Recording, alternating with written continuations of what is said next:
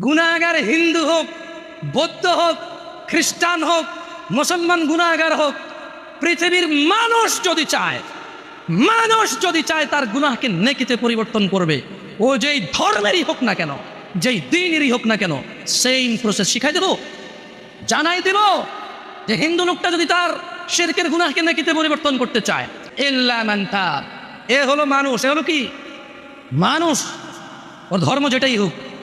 সে বলল যে, সে কি বলল, সে প্রথমে আল্লাহর দিকে আসলো, এসে বলল যে আল্লাহ আমি অন্যায় করেছি। এবার অন্যায় যদি আল্লাহর শিরক হয় তাহলে বলবো যে শিরক করেছি অন্যায়, যদি জানা হয় তাহলে বলবো জানা করেছি অন্যায়, মদ হলে বলবে মদ করেছি অন্যায়। বুঝলেন কথা? আল্লাহর কাছে এসে বলবে আল্লাহ শিরক করতাম আর করবো না, মদ খেতাম আর খাবো না, জানা করতাম আর করবো না, এই ধরনের যে কোনো অন্যায় বলবে যে আল্লাহ এটা আর করবো না। তো আল্লাহ বলছে ইল্লা মান তাব, যেটা অন্যায় অপরাধ যেটাই হোক, সেই অপরাধ থেকে সে কি করলো, ফিরে আসলো।